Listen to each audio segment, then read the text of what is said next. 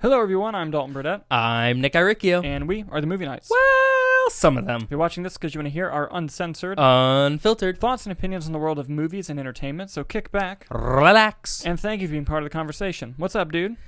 Not much. We are recording late. Late as hell. We both had very travel-extensive weekends, so this might be a shit show, but hey. Oh, hey. What was it before? Yeah, that is a fair point. Fair assessment. We're recording late, but it will hopefully be uploaded on time. You'll see if you clicked on it when you normally do. Might be a Wednesday show. Who's to say? Who's to say? But yeah, so before we get into it, there's a couple things I wanted to do off the top. One, I wanted to shout out and thank some people that I forgot to do on the first show of the new year, which I wanted to do. Mm-hmm. I want to shout out Ashley Verney and Sam Kelleher. I hope I said your last name right. And because they really helped us do some rebranding for the show. They helped make the banner that you see on the main page, the new opening, the logo. They helped out with that. And they've also given out tips on everything that you guys see us do on TikTok and the Reels. Like, they gave a lot of input and helped on that. Really appreciate it. I also want to say thank you to Rob Crowell, who did the little musical cue for the new opening. He also did the music for the local, and he's doing it for the upcoming Quiver, which we're excited about. Mm-hmm. And on a more somber note, last week, like the day that the last episode came out of the show, I lost somebody very close to me.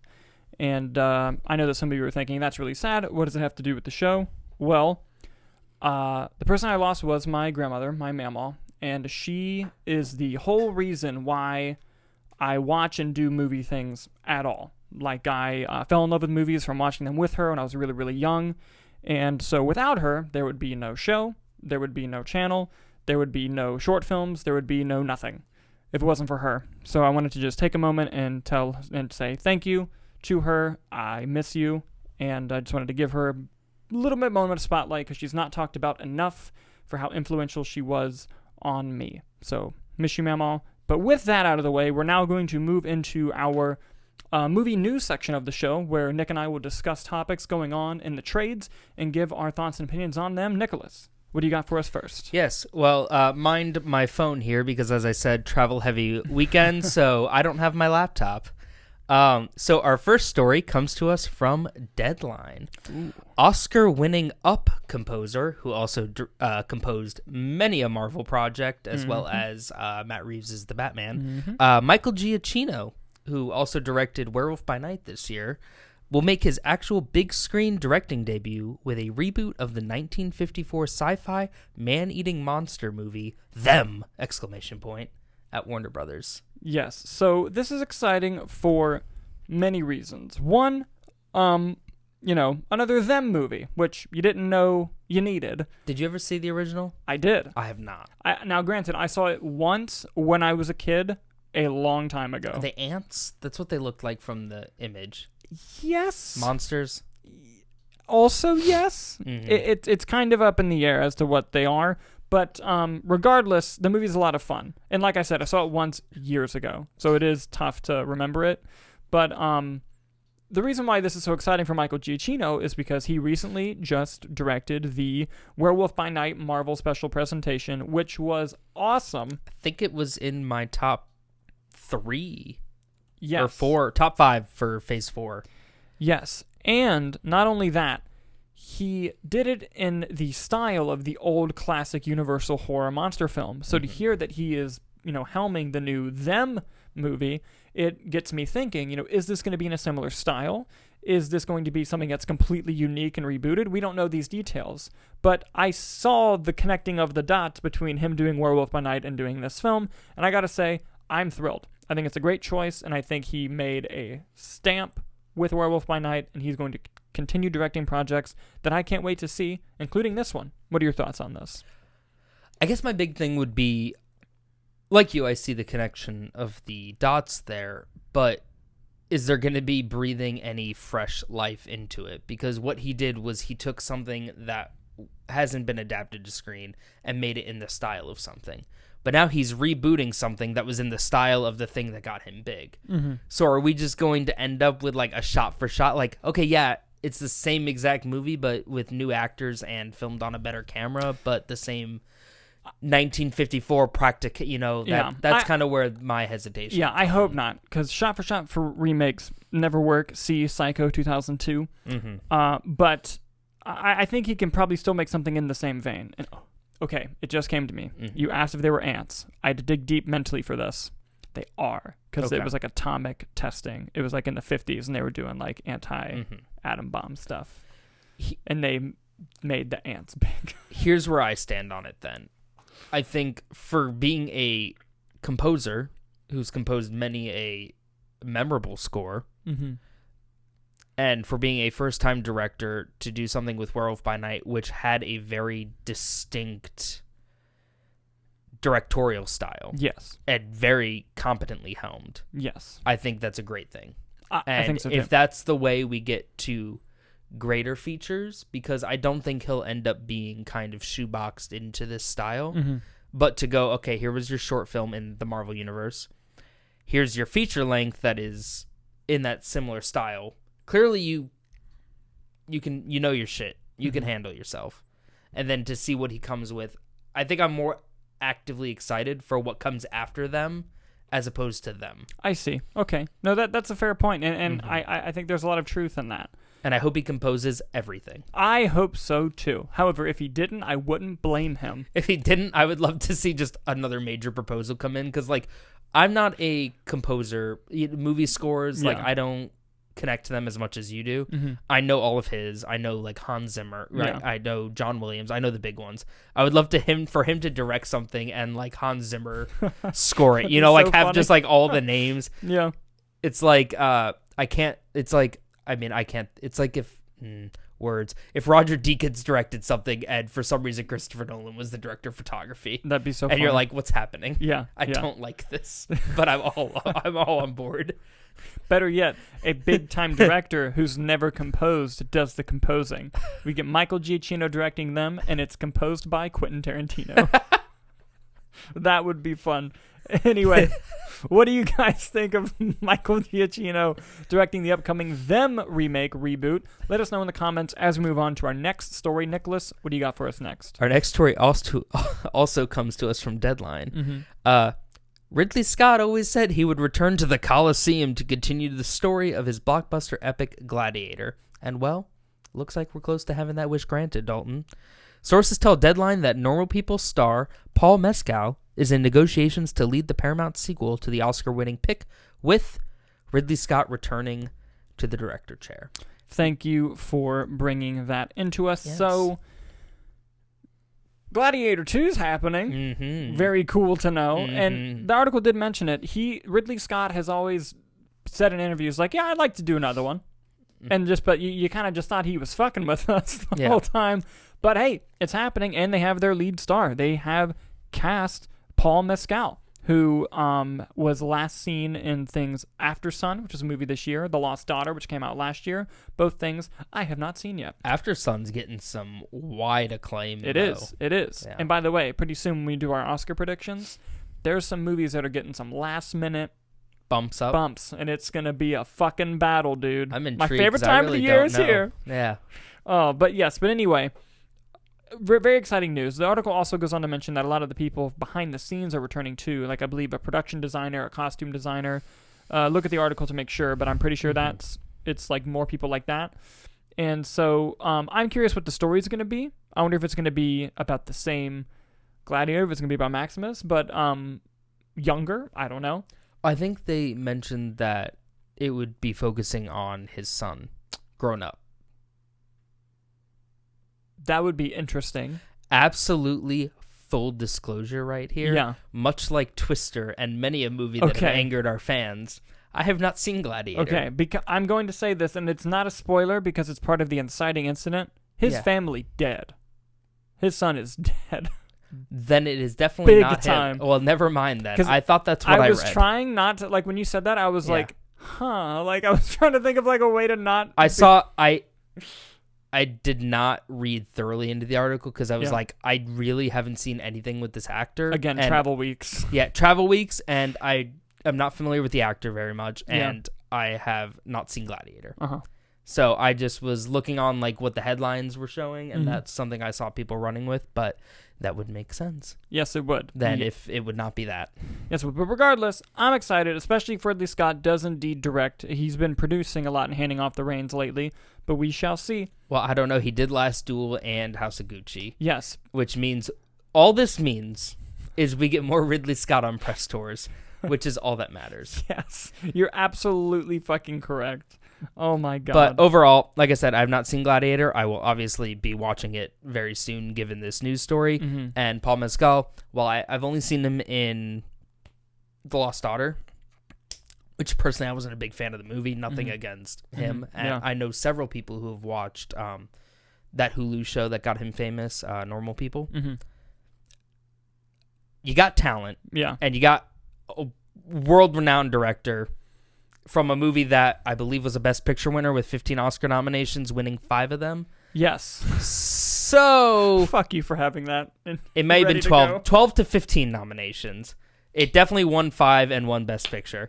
So, I mean, I feel like we're on the right track with everything about this article. Yeah, I agree. Big time. What do you guys think about Gladiator 2 happening and them casting Paul Mescal to play the lead? Let us know in the comments as we move on to our next story. Nicholas, what do you got for us next? Next story also comes for us from Deadline. Tim Miller, most famous for Deadpool and Terminator Dark Fate director, steps in for Eli Roth to handle Borderlands Reshoots as Roth cooks up a feature version of the Grindhouse trailer Thanksgiving. So really we're operating with 2 stories here. Yes. And I'll let you dissect them both. So, first and foremost, Eli Roth has to go make another project, which is the Thanksgiving Grindhouse movie that was had a fake trailer for, kind of like what Robert Rodriguez did with Machete. Mm-hmm. And but the bigger story, at least the one that I think is more interesting, is he cannot do reshoots for the Borderlands movie he made, and Tim Miller, director of Deadpool and Terminator Dark Fate, is going to step in and do those reshoots. And according to the article, it was amicable and he was handpicked, but that was also the story for a big movie that happened in 2017, which we later figured out was not the case. Not trying to say there's shade here, I'm just saying. He's talking about Zack Snyder and Joss Whedon for Justice League. Thank you, Nicholas. We're not playing coy anymore. Anyway, I have no reason to believe it wasn't amicable. Uh-huh. And especially because he's going to go work on a new project.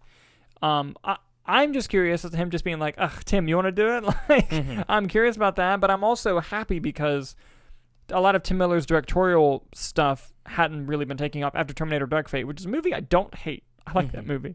But I'm happy to see him doing something again, which I think could lead to him doing more movies, because I like his directorial style. I like him. And Eli Roth is Eli Roth. Enough said. But regardless, I think it's better that he goes to work on Thanksgiving anyway instead of Borderlands. I've never played Borderlands, by the way. I'm going to let Nicholas take over from here on out with that. But it is interesting every time you see another director come on and do reshoots. We saw it happen with Gilroy and Edwards on Rogue One. We saw it happen with Justice League. One of those situations turned out better than the other one. But, you know, it is what it is. We'll see how it goes with this. And there's always going to be who shot what until Tim Miller just does an interview and says everything, because he does not hold to any NDA you make him sign, and it's hilarious. Yeah. Nicholas, thoughts on the story? Before I begin, how off the rails am I allowed to go here? Buddy, go nuts. Let's buckle up. So for starters, I think Eli Roth was a mistake to direct Borderlands to begin with. Okay. And here's why. I love the Borderlands games. They are very action heavy. They're very sci-fi heavy. They're very Western heavy. Yeah. All around great games. Great story in depth, right? But let's just look at critically Eli Roth's entire career. Now, there's some sprinklings of stuff that are great. Hostel, fantastic. I'm going to stop you right now. House with the Clock on on its its wall. walls. Listen, you beat me to it. So good. You beat me to it, right? But let's look at now his action repertoire. Death Wish. Remake. Bruce Willis. You want to know why I watched that movie? Because I made you go see it because I wanted to see it. You want to know another reason why I Why? went to go watch that movie? Because MoviePass wouldn't let me watch Red Sparrow. Remember that? Yes, I do. Which was also a bad movie. So let's look at his most action-heavy film. Yes. And Let's call it that. Mm-hmm. Now let's look at his most VFX heavy film, House with Clock in its Walls, which really also wasn't that VFX heavy. So now we're dealing with a big budget sci-fi, most likely VFX heavy action movie that Eli Roth is directing. Now let's look at Tim Miller's direction history. Deadpool and Terminator Dark Fate. Both massive IPs. Yeah. Both wildly action heavy. Yeah. Terminator Dark Fate had its sequences. Mm-hmm. Deadpool action overall, very solid. Especially for the budget on that one. So my question is, one, why wasn't Tim Miller kind of directing this from the start? But two, are these reshoots coming in to basically reshoot action sequences? In which case, cool. I'm all aboard that. Because Eli Roth does have some character moments that he's able to build with characters. But I feel like Eli Roth is, while he's handled big, modestly sized budgeted stuff, is a big budget IP that, if successful, can lead to millions of dollars for a company. I just don't think he was the strongest choice to begin with, but it's what we have, so we'll take what we can get. And if Tim Miller can now come in and buff up action scenes, but if they're going to try to redo the whole movie, we've seen that work badly in the past. So I do have some hesitancy around this whole story, especially someone who loves the video games, which already video game to movie, I'm already hesitant to begin with. Yeah. It's a fair assessment, and it's a good question to bring up because we have not... It's been done before of having a director do reshoots, but only doing second unit action sequences. Yeah. Like, I believe... I'm pretty sure this was confirmed by the trades. I could be blowing smoke here. I'm pretty sure Chad Stileski was brought in to do reshoots on Birds of Prey. Okay. But the reshoots were just action sequences. And if I'm not mistaken, again, correct me if I'm wrong, I'm pretty sure the big sequence he did was the cocaine bat sequence in Birds of Prey. The best action sequence in the movie? Yes. In which case, cool. Yeah. Reshoot those. Yeah. That's awesome. But I feel like, I don't know. And I'm not saying Eli Roth is a bad director. Yeah. I do see a lot of good in what he's done. It feels like he hasn't been on the right project. And therefore, yeah. And maybe he sees that Thanksgiving is the right project, and that's why he's eager to go work on it. And that's fine. Or maybe there's some behind-the-scenes stuff that'll come out later on. Yeah. And to be fair, the article also says he didn't just abandon Borderlands. The article also says that, like, the actors could only be available for one specific time frame that he is not available for. Like, it just... And this happens, logistically. It does. It just is odd to me that they're not just giving it to a second AD, because reshoots typically aren't that, like... extensive for movies unless you're Marvel or something or DC where you just reshoot your whole movie. So it just seems like he didn't have a second AD to be like, can you get Kevin Hart's hand picking up a glass? Like, that kind of stuff. So I find it odd that they brought in someone who has directed massive IP. Like, Tim Miller directed Deadpool and Terminator. I don't think he needs to be doing reshoots for someone else's film. Yeah, that's fair. I'm sorry, Wong. Dude, Wong didn't deserve that. Before we move on, do you know what I just remembered? The kid with the crutches from the house with the clock. The best in its joke in the movie. Can I tell you how big of an asshole I felt like? Because you and I were the only ones laughing, but also that's the funniest joke in a long time. Funny. Yeah. Oh, man. Anyways, what did you guys think about Tim Miller doing reshoots on the Borderlands movie while Eli Roth goes to make Thanksgiving? Let us know in the comments as we move on to the B-roll. What's the B-roll? Well, it's kind of an extension of our movie news section of the show, except we didn't have time to really dive in depth into these stories, but we thought the headlines were cool enough that we wanted to let you know what's going on. Nicolas, what's first for the B-roll? First B-roll. Tim Blake Nelson has joined the cast of Dune 2, a completed film. Okay, that was funny. I didn't expect that. That was good. Now, very clearly, obviously, this is just releasing now. Yeah. The question is, why is it just releasing now? It's based off novels. I'm sure I have not read the Dune novels. Yeah. I'm sure there's someone you can very clearly look at and go, hey, Tim Blake Nelson is probably this person. Yeah. Maybe Austin Butler's dad, because I know Austin Butler's coming in to be the next, maybe Prince, whatever be it. But anyway, more Tim Blake Nelson content. Yes. And I'm all for it. He went away for a while, and then he did Ballad of Buster Scruggs. He was just in Guillermo del Toro's Pinocchio. And most importantly, he's coming back as the leader in Captain America New World Order. Fucking yes, he is. And Dune 2, the more TBN, the better, as I always say. Here's what I'll say. Yes. Any news that involves Tim Blake Nelson getting attacked, it's good news. Yes. It's good news. It's never bad. Him joining a project is never bad I would news. say one of the best character actors. I wholeheartedly agree. Mm-hmm. One of my favorite film performances. One of my favorite film performances is his performance in Oh Brother, Where Art Thou? So good. It's such a good movie, and it's such a good performance. I love Tim Blake Nelson. This is fantastic news. I hope he comes in and just fucking crushes it in Dune Part 2. As he should. Hope so. And he will, because will. he's excellent. Yes. And underutilized. I'm glad he's making a bit of a comeback. What's next on the B-roll? Well, some not so good news.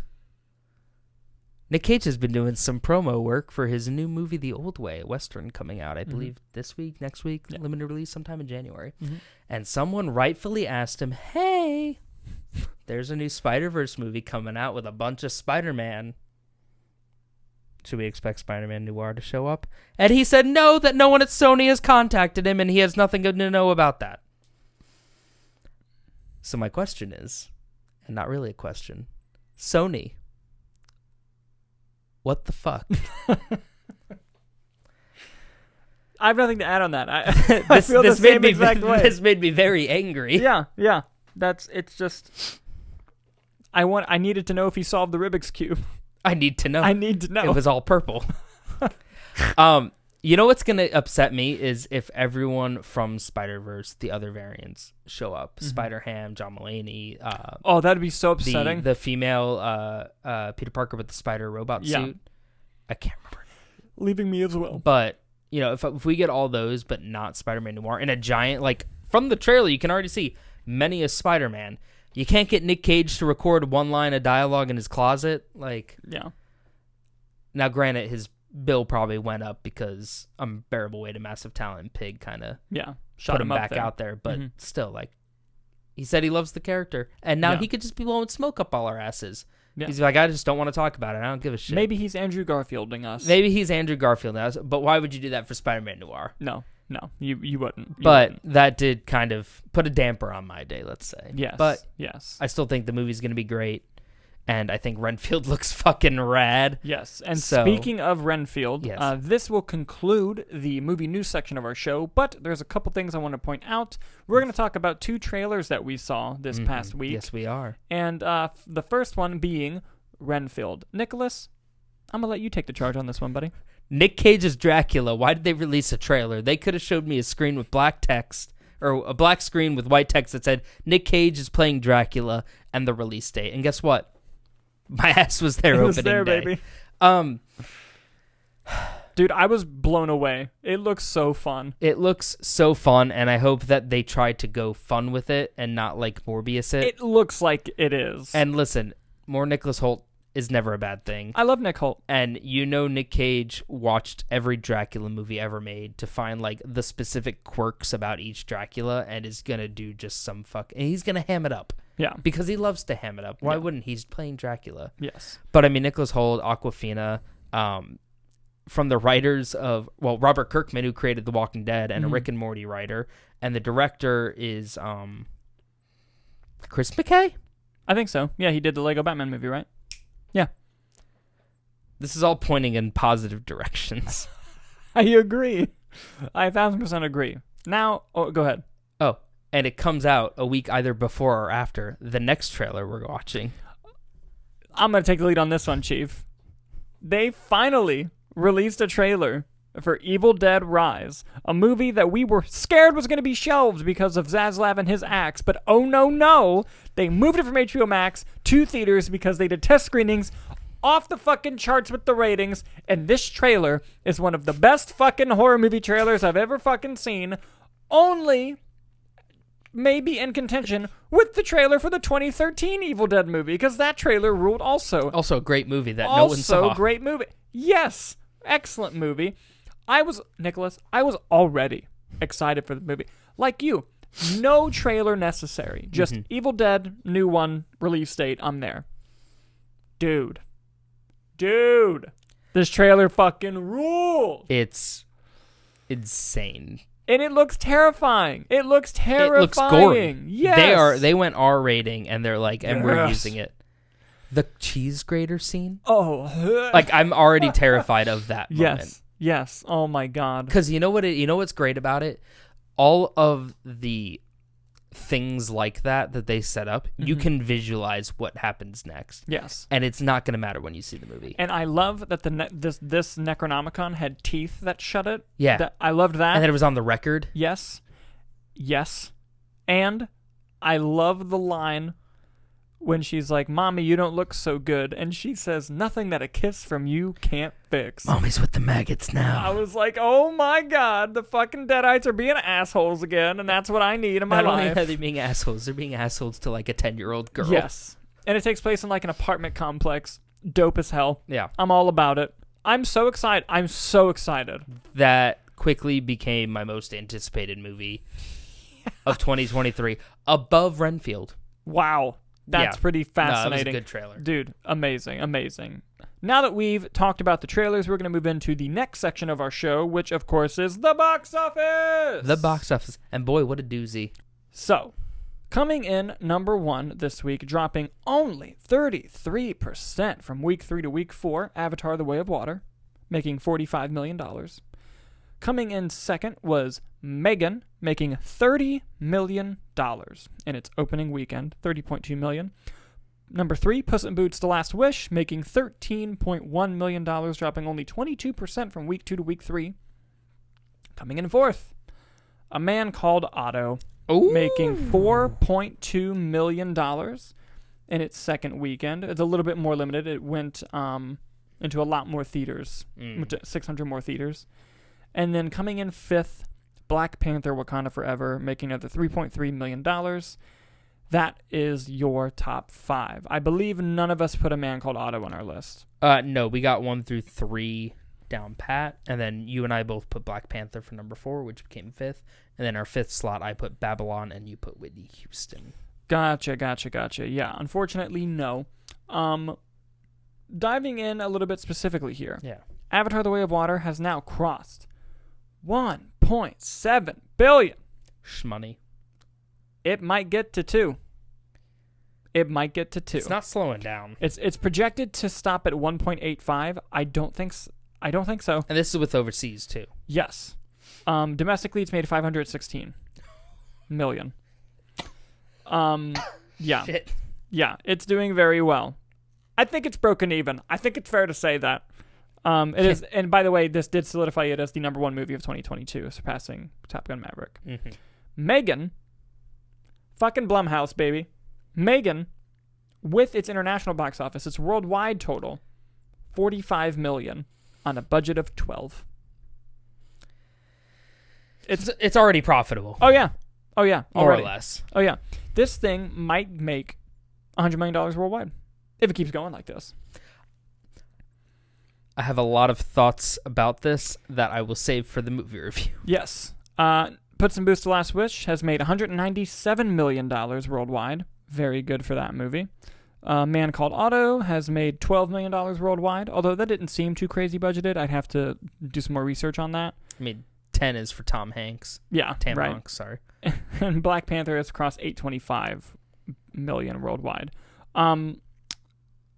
For Puss in Boots, this is really, really good. It's going to cross 200 million worldwide, which is very good for that movie. I've heard it's phenomenal. Same. I've heard it's fucking fantastic. Yeah. Babylon's total is 13. Oh, that's pretty bad. And I just wanted to check that one out. Yeah, this is interesting. I'm curious going into the new year how things are going to do. I mean, Megan obviously being the first major release of the new year. In a month that notoriously studios dump their shitty horror movies that make no money. Yes. Mm-hmm. Let's do our predictions. Because I have one, okay. And you forgot it was coming out. And if you're going to ask me, is that what we're going to see on third? The answer is yeah, when I say it. All right, hold on. Let me get my notes ready.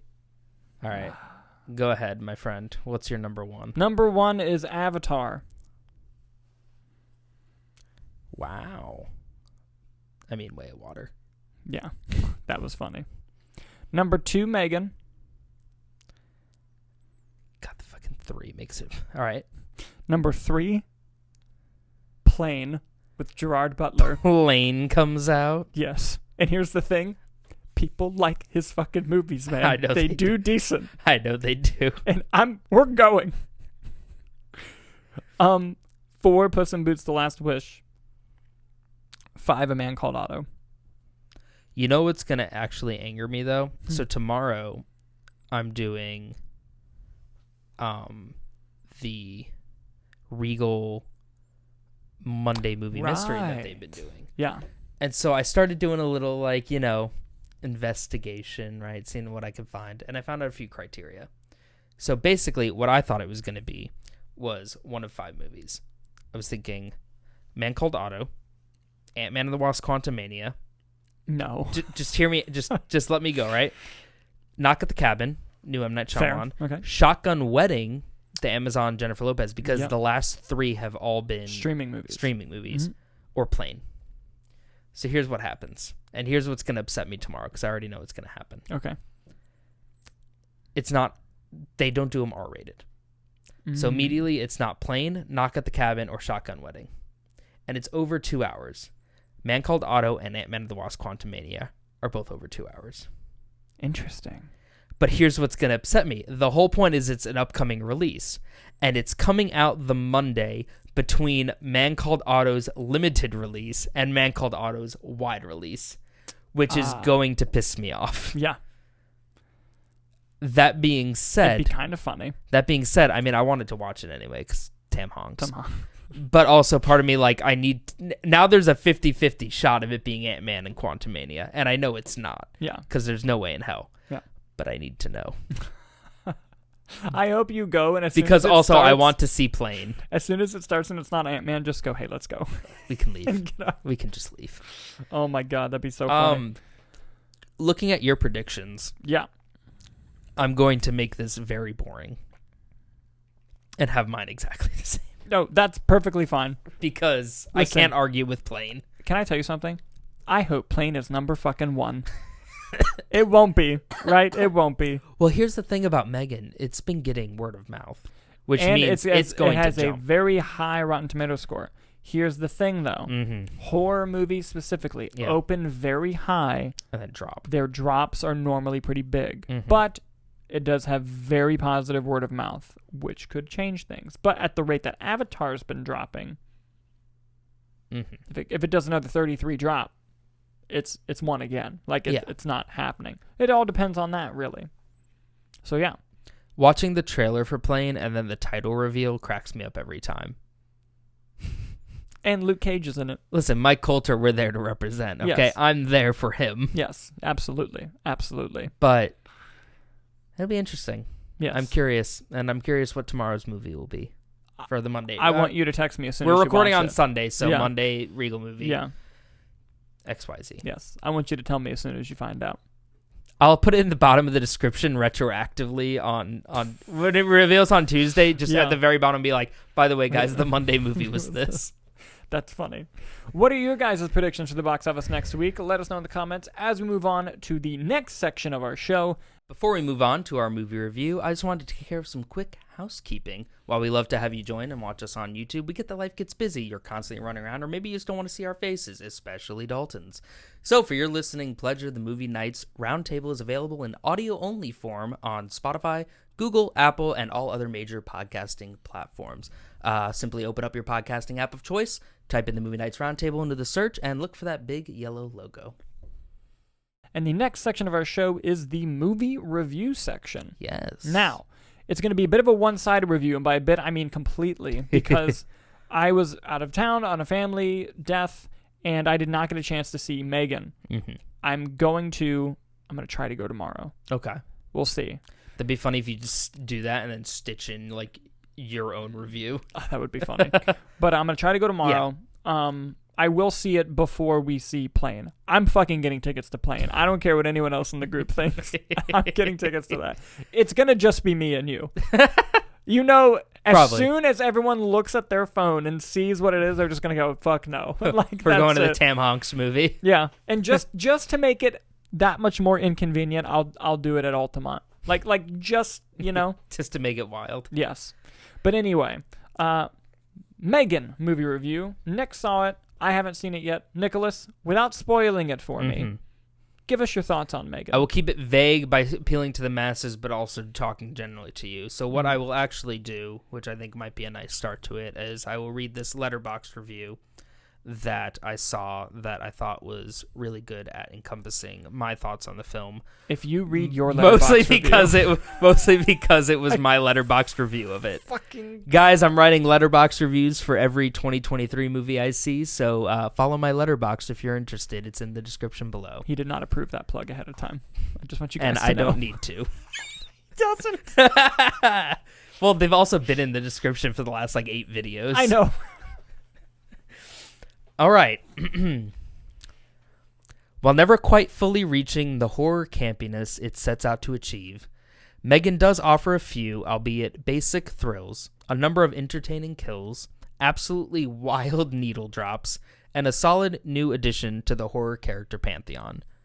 While I found myself missing James Wan's direction and visual flair, I was most disappointed by the creative team mostly playing it safe, especially given the big swings taken in the team's previous work, Malignant. Now let's talk about these thoughts here. First of all, can I just say, well done. Oh, why thank you. I left out the part where I just said Gabriel v. Malignant, or Gabriel v. Megan. Yes, that would be great. I was very excited for this movie because obviously because of who we are as people. The audience knows, and you and I specifically know about each other.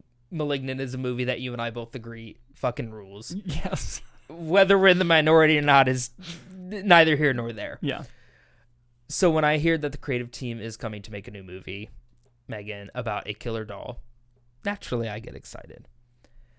And the thing that upsets me most, I think, about this is I didn't feel the big creative swings that Malignant took. I think Malignant took a lot of risks in terms of batshit crazy storytelling, whereas I think Megan was, at its very core, just a killer doll movie. Okay. And there's a lot of interesting storylines dealing with, from the trailers, what you see is this aunt, takes her daughter and she doesn't know how to be a parent. So she happens to work for this company, has this android, and is like, well, what a coinkadink. I have an android that needs a pairing, and I have a niece who needs someone. Mm-hmm.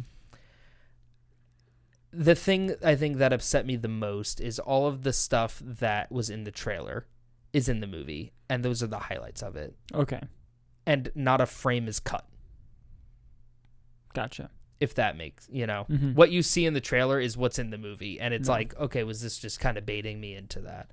And I think part of it is my expectation of wanting the batshit craziness offered by the trailer, that perhaps upon a rewatch I might appreciate the storytelling more there, knowing what I'm getting now. But I think regardless, the character of Megan is rad and hysterical and creepy and funny and everything you wanted her to be. And therefore, I think she's great. What, again, shocked me most was they have a PG-13 rating, right? You have a guy who hasn't really directed much. So comparing that to James Wan's direction, I think adds a lot between the two.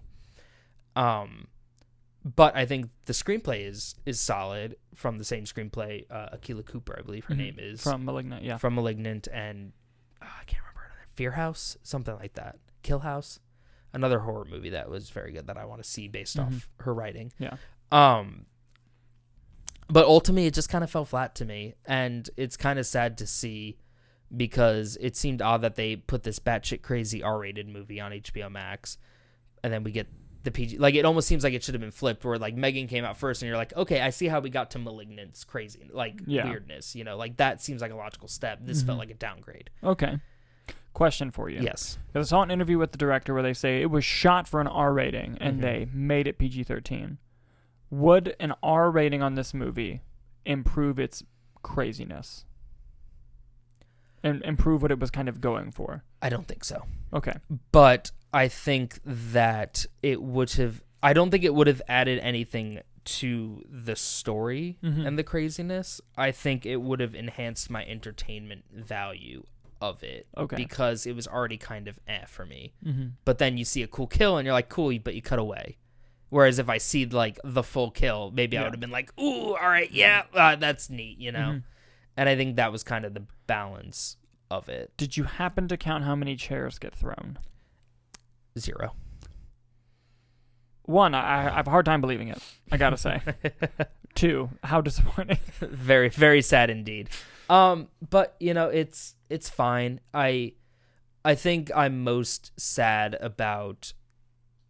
I'm not sad about its success because James Wan, Blumhouse, Akilah Cooper. I'm so happy for that success. I'm saddened by the success because that means that Meg Foreign will most likely happen, which I'm not opposed to at all because I know that studios are very receptive to critiques that they've had, and I've seen reviews online that have been very in line with some of the elements I've been saying. So I think they will work out those bugs, and maybe we will get something unhinged that better services the character of Megan for how cool she is. Gotcha. But man, if Malignant had come into theatricals, you know we'd be talking about a Malignant too. Oh, yeah. And I think that's what hurts most. Yeah. Yeah. But overall, I mean, it was entertaining enough. I was kind of disappointed by it, and I don't think it lived up to the potential of what it could have been. Gotcha. I gave it on, if we're going to go off the Letterboxd 5-star system, I gave it 2.5. Is it a recommend? It's right in the middle. It's right in the middle. Could I do a recommend at home? Sure. Recommend at home if you want to watch a horror movie, and it's not even a horror movie. That's the thing, you know. It's kind of like it's like a thriller with some kill, you know. Like it has some comedy in it. Some land, some don't. Question. Yeah. Does the 94% Rotten Tomatoes critic score surprise you? Very much so. Okay. I was very shocked by that. I watched this movie and I'm like, what the fuck are you talking about? It was fucking awesome. And it very well could be. Yeah. But I am curious because it's from the same team that did Malignant, which you and I are both fans of. So I am curious if you'll react the same way as I did to it, or if you're fully on board. Yeah. But I mean, it is solid. There's not really much out right now until like Ant-Man comes out, unless you're really excited for Plane or The Man Called Otto. Like it is an entertaining time. There are some fun things. It's like a tight, I think, hour 45. You know, it is entertaining, but not. I think I was just disappointed by it. Gotcha. Because I could see potential with it. Gotcha. That makes sense. That makes sense. Well, that concludes the movie review section of our show. If you like what you heard today and want more, don't forget to subscribe to the official Movie Nights YouTube channel for weekly shows and movie reviews. You can also check us out on our social channels where we'll post updates, short video clips, and more. Those links can be found in the video description below. So, some exciting announcements. Tomorrow, in your time, so Tuesday, Wednesday, you're going to be seeing the video of our top 10 movies of 2022, which is going to be super fun, and we're totally going to be wearing the same clothes. And so be on the lookout for that. And with that out of the way, was there anything else you wanted to add? No. All right, well, thank you guys so much for watching, and we'll see you tomorrow.